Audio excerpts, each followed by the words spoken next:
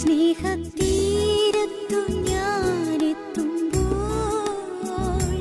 പ്രിയന്റെ പൊന്മുഖം കണ്ടിടും. ആനന്ദ കണ്ണീർ വീഴ്ത്തിടും പാദത്തിൽ ഞാൻ മുത്തിടും ആണിയേറ്റ പാദങ്ങൾ.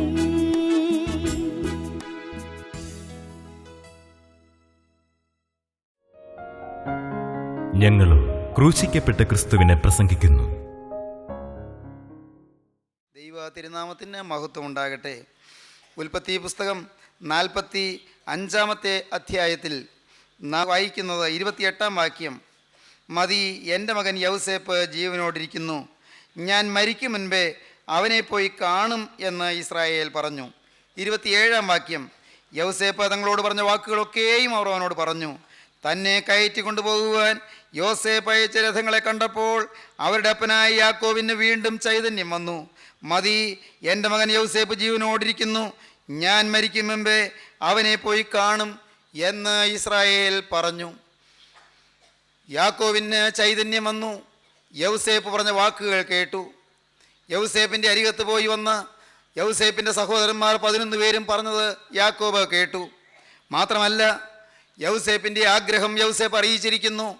അപ്പൻ എൻ്റെ അരികത്ത് വന്ന് താമസിക്കണം, അപ്പൻ എൻ്റെ കൊട്ടാരത്തിൽ വന്ന് താമസിക്കണം, അപ്പൻ എൻ്റെ രാജധാനിയിൽ വന്ന് താമസിക്കണം, അപ്പൻ എൻ്റെ അരമനയിൽ വന്ന് പാർക്കണം, അപ്പനോട് ഒരുമിച്ച് എനിക്ക് താമസിക്കണം, എനിക്ക് ഇനിയും ജീവിതകാലം പുലരണം.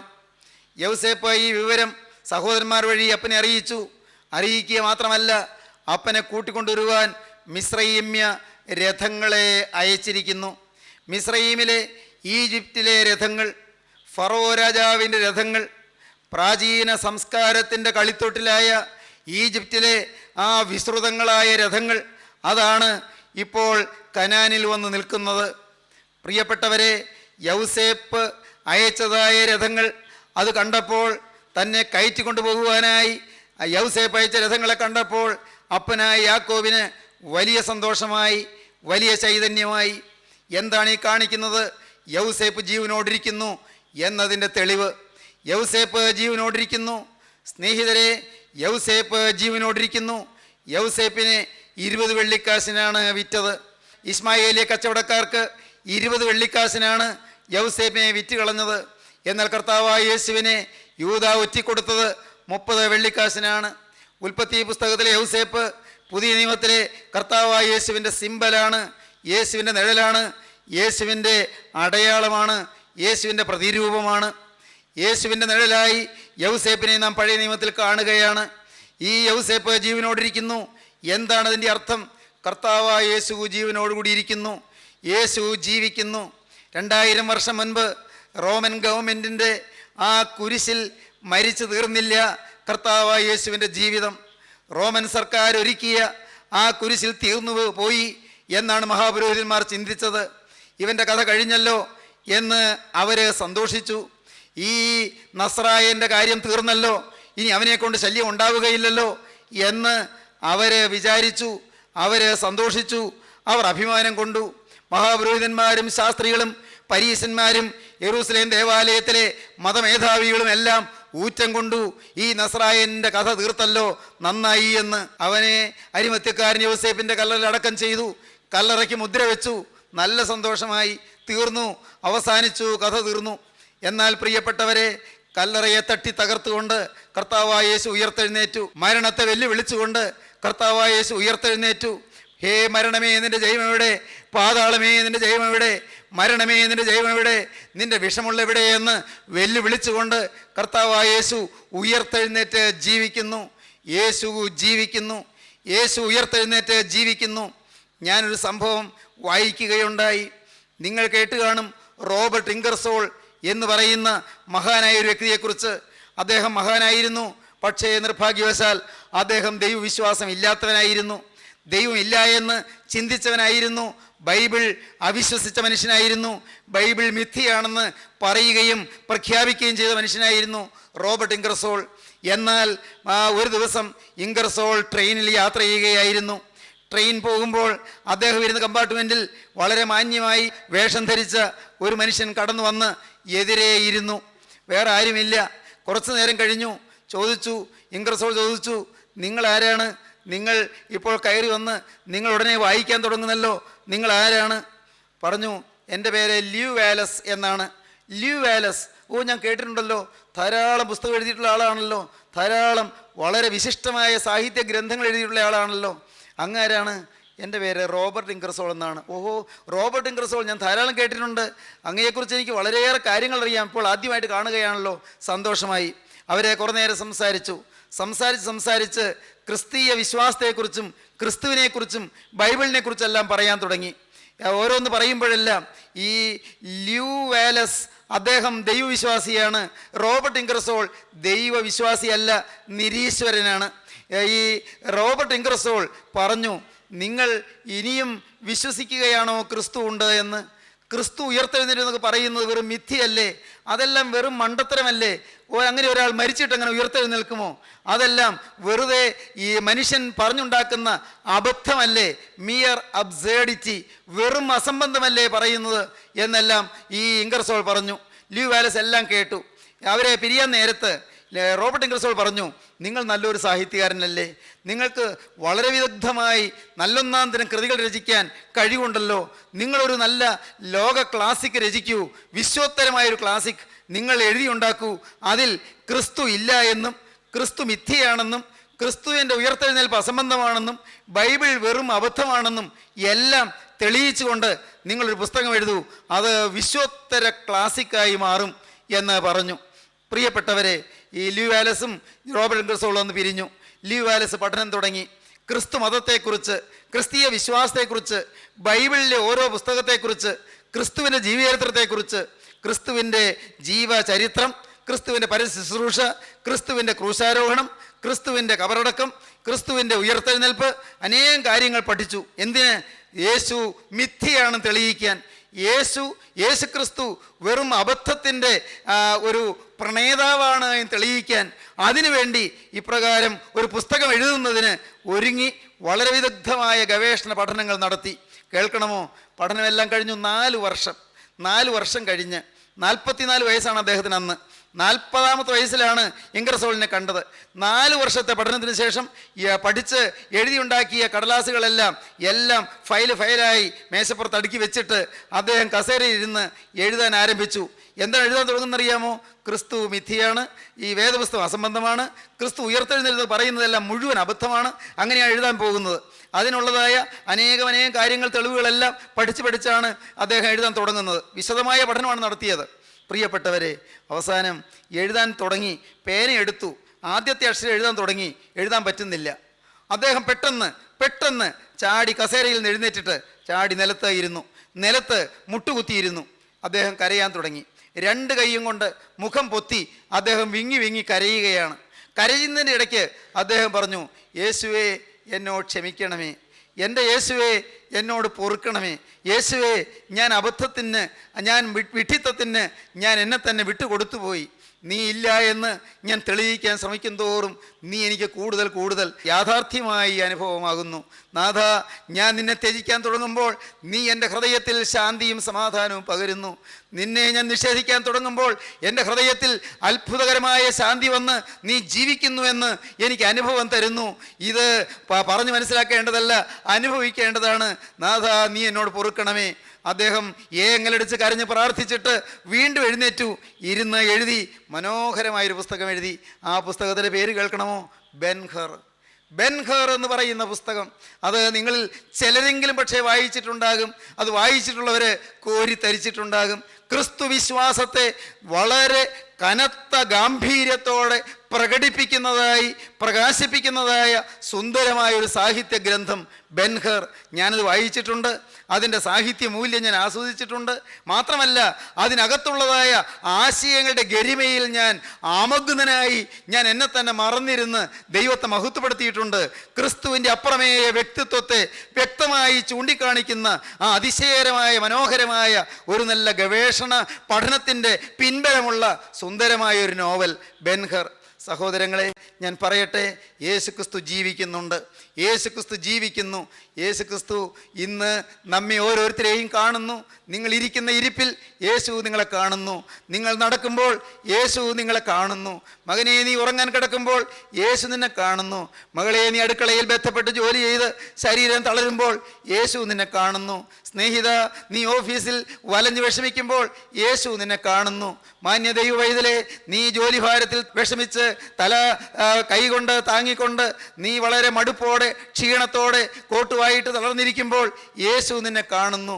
ദൈവ വൈതലേ, സ്വർഗത്തിലെ ദൈവം ജീവിക്കുന്ന ദൈവമാണ്. എന്തിനാണ് യേശു ഉയർത്തെഴുന്നേറ്റത്? നിങ്ങൾ ചിന്തിച്ചിട്ടുണ്ടോ? യേശു ഉയർത്തെഴുന്നേറ്റത് ഒരേ ഒരു കാര്യത്തിന് വേണ്ടിയാണ്, കരച്ചിൽ മാറ്റാനാണ്. ഉയർത്തെഴുന്നേറ്റ ക്രിസ്തു അന്ന് ഉയർത്തെഴുന്നേറ്റ ആദ്യ ദിവസം ആദ്യമായി ചോദിച്ച ചോദ്യം, സ്ത്രീയെ നീ കരയുന്നത് എന്ത് എന്നായിരുന്നു. കരയുന്നവരുടെ കരച്ചിൽ മാറ്റാനാണ് കർത്താവായ യേശു ഉയർത്തെഴുന്നേറ്റ് ജീവിക്കുന്നത്. സ്നേഹിത, നിന്റെ കരച്ചിൽ മാറ്റാൻ യേശു മതിയായവനാണ്. മകളെ, നിന്റെ കണ്ണുനീര് തോർത്താൻ യേശു മതിയായവനാണ്. ദൈവവൈതലേ, നിന്റെ ഹൃദയത്തിന് നൊമ്പരങ്ങൾ ഒപ്പിയെടുത്ത് മാറ്റുവാൻ കർത്താവായ യേശു മതിയായവനാണ്. അനേകം ജീവിതങ്ങൾക്ക് യേശു സമാധാനം നൽകിയിട്ടുണ്ട്. അനേകം ജീവിതങ്ങളിൽ യേശു ശാശ്വത ശാന്തി തന്നിട്ടുണ്ട്. യേശു ജീവിക്കുന്നു. എന്താണ് നാം കാണുന്നത്? എൻ്റെ മകൻ യൗസേപ്പ് ജീവനോടിരിക്കുന്നു, ഞാൻ അവനെ പോയി കാണും. തന്നെ അയറ്റിക്കൊണ്ട് പോകുവാൻ യൗസേപ്പ് അയച്ച രഥങ്ങളെ കണ്ടപ്പോൾ അവരുടെ അപ്പനായ യാക്കോബിന് വീണ്ടും ചൈതന്യം വന്നു. മതി, എൻ്റെ മകൻ യൗസേപ്പ് ജീവനോടിരിക്കുന്നു, ഞാൻ മരിക്കും മുൻപേ അവനെ പോയി കാണും എന്ന് പറഞ്ഞു. മറ്റൊരു ഗൗരവമേറിയ അർത്ഥമുണ്ട്, അത് ഇനിയും പറഞ്ഞു തരാം.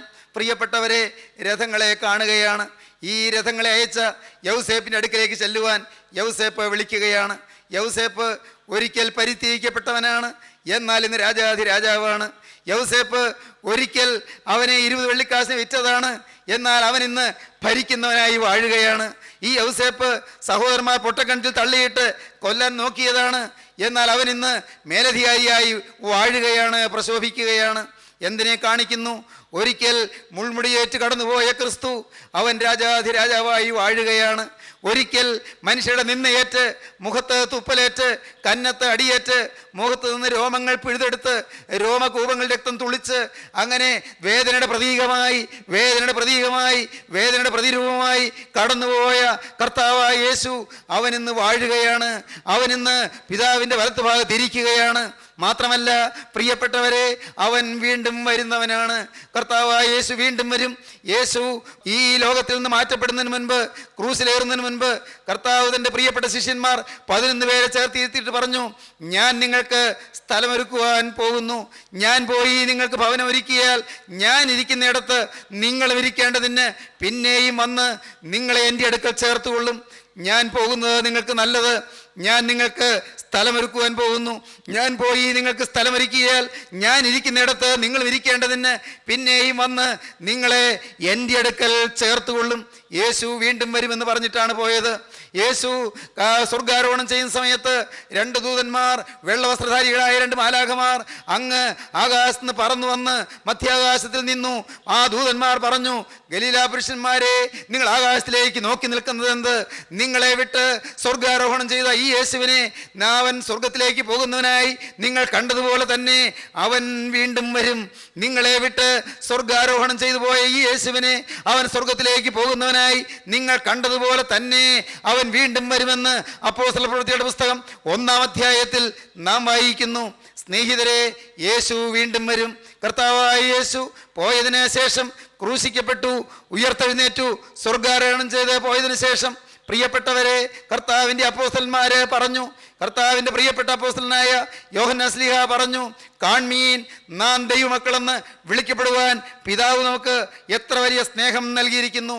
അങ്ങനെ തന്നെ നാം ആകുന്നു. നാം ഇന്നതാകുമെന്ന് ഇതുവരെ പ്രത്യക്ഷമായില്ല. അവൻ പ്രത്യക്ഷനാകുമ്പോൾ നാം അവനെ താൻ ഇരിക്കുമ്പോൾ തന്നെ കാണുന്നതാകൊണ്ട് അവനോട് സദൃശന്മാരാകും എന്ന് നാം അറിയുന്നു. പ്രിയപ്പെട്ടവരെ, അവൻ പ്രത്യക്ഷനാകും എന്ന് യോഹന്നാൻ ശ്ലീഹ പറഞ്ഞു. കർത്താവിൻ്റെ ശിഷ്യന്മാരിൽ പ്രധാനിയായിരുന്ന പത്രോസ് ശ്ലീഹ പറഞ്ഞു, കർത്താവിൻ്റെ ദിവസമോ കള്ളനെ പോലെ വരും. അപ്പോൾ ആകാശം കൊടുമുഴക്കത്തോട് ഒഴിഞ്ഞു പോകും, മൂലപദാർത്ഥങ്ങൾ കത്തി അഴിയുകയും ഭൂമി മുതലുള്ള പണികളും എന്തു പോകുകയും ചെയ്യും. പത്രോസിൻ്റെ 2-ാമത്തെ ലേഖനം 3-ാം അധ്യായത്തിൽ 10-ാം വാക്യം മുതൽ വായിക്കുമ്പോൾ കാണാം, ചിലർ താമസമെന്ന് വിചാരിക്കുന്നത് പോലെ കർത്താവ് തൻ്റെ വാഗ്ദത്തം നിവർത്തിപ്പാൻ താമസിക്കുന്നില്ല. ആരും നശിച്ചു പോകാതെ എല്ലാവരും മാനസാന്തരപ്പെടുവാൻ അവൻ ഇച്ഛിച്ച് നിങ്ങളോട് ദീർഘക്ഷമ കാണിക്കുന്നതേ ഉള്ളൂ. കർത്താവിൻ്റെ ദിവസമോ കള്ളനെ പോലെ വരും.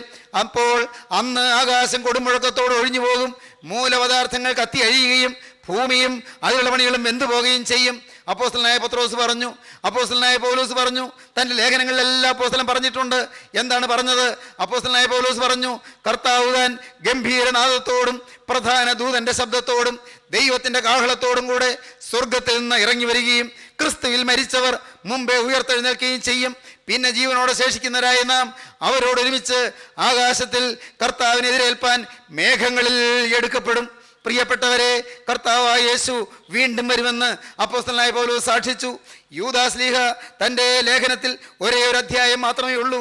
പക്ഷേ ആ ലേഖനത്തിൽ അതിലെ പറഞ്ഞിരിക്കുന്നു, ആ ഒരധ്യായം മാത്രമുള്ള ലേഖനത്തിൽ 15-ാം വാക്യം മുതൽ പറയുന്നു, ഇതാ കർത്താവ് എല്ലാവരെയും വിധിപ്പാനും അവർ അഭക്തിയോടെ ചെയ്ത ഭക്തി വിരുദ്ധമായ സകല പ്രവൃത്തികളും നിമിത്തം ഭക്തി കെട്ട പാപികൾ തൻ്റെ നേരെ പറഞ്ഞ സകല നിഷ്ഠൂരങ്ങൾ നിമിത്തവും ഭക്തി കെട്ടവരൊക്കെയും ബോധം വരുത്തുവാനും 1000 വിശുദ്ധന്മാരോടുകൂടെ വന്നിരിക്കുന്നു എന്ന് പ്രവചിച്ചു. യേശു വീണ്ടും വരുമെന്ന് യൂദാസ്ലീഹ പ്രവചിച്ചു. ലേഖനം എഴുതിയ യാക്കോബ് പറഞ്ഞു, ന്യായാധിപതി വാതിൽക്കൽ നിൽക്കുന്നു.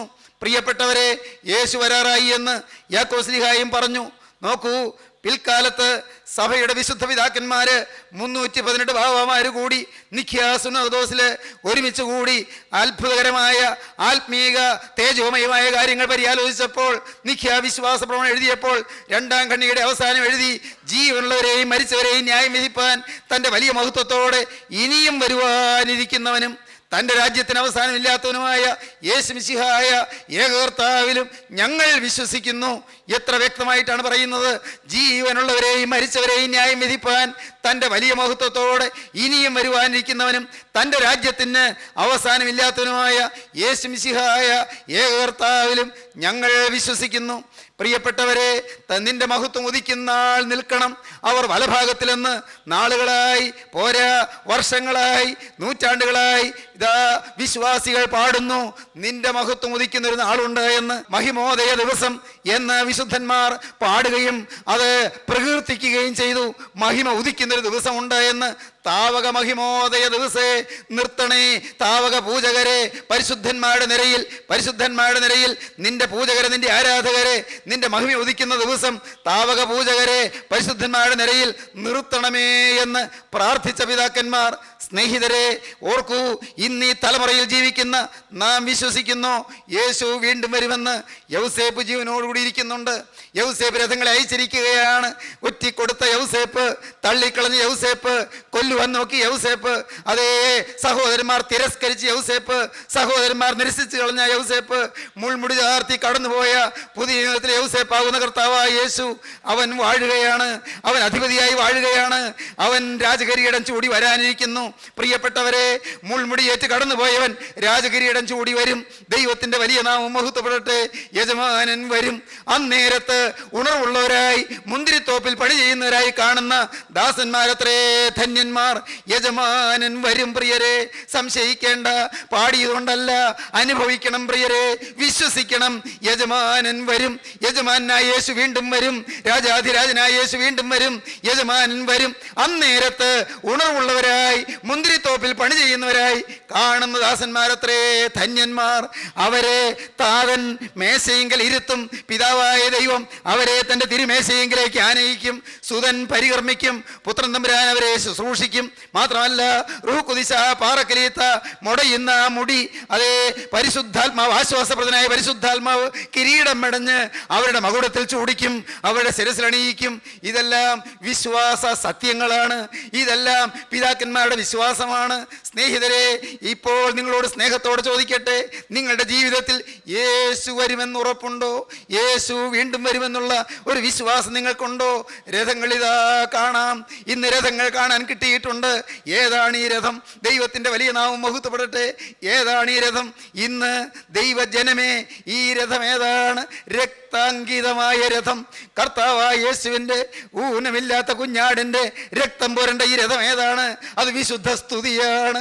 വിശുദ്ധ സ്തുതിയിൽ നിനക്ക് പറക്കാം മകനെ. വിശുദ്ധിയുടെ സ്തുതിയിൽ അത് നിനക്ക് പറക്കുവാൻ നീ യോഗ്യത പ്രാപിക്കുക.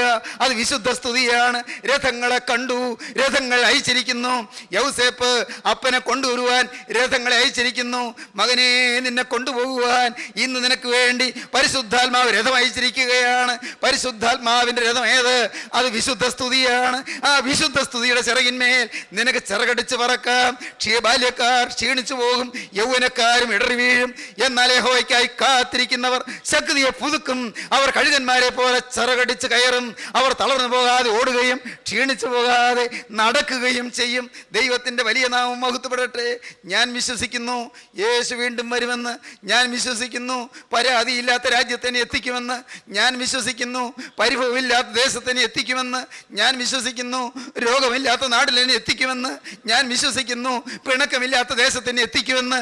ഞാൻ വിശ്വസിക്കുന്നു ഒറ്റപ്പെടുത്തലുകളോ കുറ്റപ്പെടുത്തലുകളോ അവഗണനകളോ ഇല്ലാത്ത സ്വർഗത്തിൽ എന്നെ എത്തിക്കുമെന്ന്. ഞാൻ വിശ്വസിക്കുന്നു ഞാൻ പാപിയെങ്കിലും എൻ്റെ പാപം പോക്കിയ ഊനമില്ലാത്ത കുഞ്ഞാടിൻ്റെ രക്തം എന്നെ വീണ്ടെടുത്തു എന്ന് ഞാൻ വിശ്വസിക്കുന്നു. ദൈവജനമേ, ഇത് കേൾക്കുമ്പോൾ നിങ്ങൾക്ക് വിശ്വസിക്കാമോ? കുഞ്ഞാടിൻ്റെ തങ്ക തിരുവിലാവ് പൊട്ടിയൊഴിയ ചോരയിൽ നിന്റെ ജീവിതം കഴുകപ്പെട്ടു എന്ന് വിശ്വസിക്കാൻ കഴിയുമോ മകനെ, മകളെ? നിനക്ക് വിശ്വസിക്കാൻ കഴിയുമോ? ഊനമില്ലാത്ത കുഞ്ഞാടിൻ്റെ രക്തം, ഹല്ലേലൂയ! ഊനമില്ലാത്ത കുഞ്ഞാടിൻ്റെ രക്തം, ഹല്ലേലൂയ, ഹല്ലേലൂയ! ഊനമില്ലാത്ത കുഞ്ഞാടിൻ്റെ രക്തം നിന്റെ ഹൃദയപാപങ്ങൾ കഴിയുമെന്ന് നീ വിശ്വസിക്കുന്നുണ്ടോ? ആ തിരുരക്തത്തിന്റെ മുദ്ര നിനക്ക് ദൈവം സൗജന്യമായി തരുന്നുവെന്ന് നീ വിശ്വസിക്കുന്നുണ്ടോ?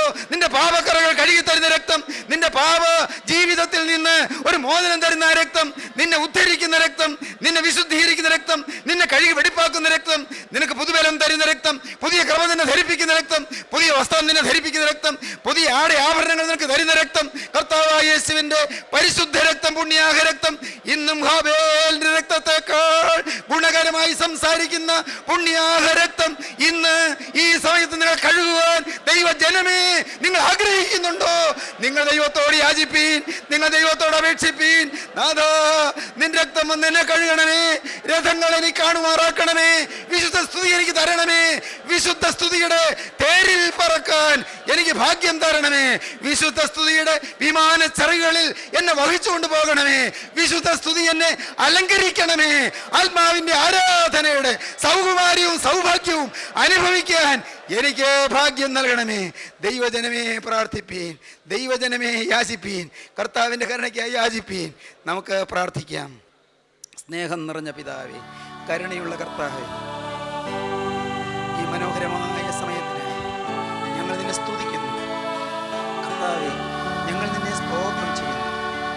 ഞങ്ങളെ വീണ്ടെടുക്കുവാൻ കുരിശിൽ വെച്ച് രക്ഷക അവിടുന്ന് ഞങ്ങൾക്ക് വേണ്ടി കുറ്റമില്ലാത്ത രക്തം ചിന്തിയെ ഞങ്ങൾ വിശ്വസിക്കുന്നു.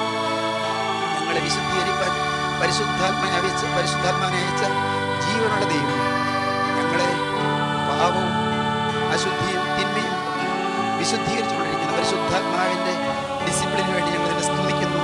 ഞങ്ങൾ നിന്നെ സ്തോത്രം ചെയ്യുന്നു. കർത്താവേ, ഇന്ന് ഈ വചനം കേട്ട എല്ലാവരെയും വാഴ്ത്തുന്നു. വചനം കേട്ട എല്ലാവർക്കും പ്രത്യാശ നൽകണം.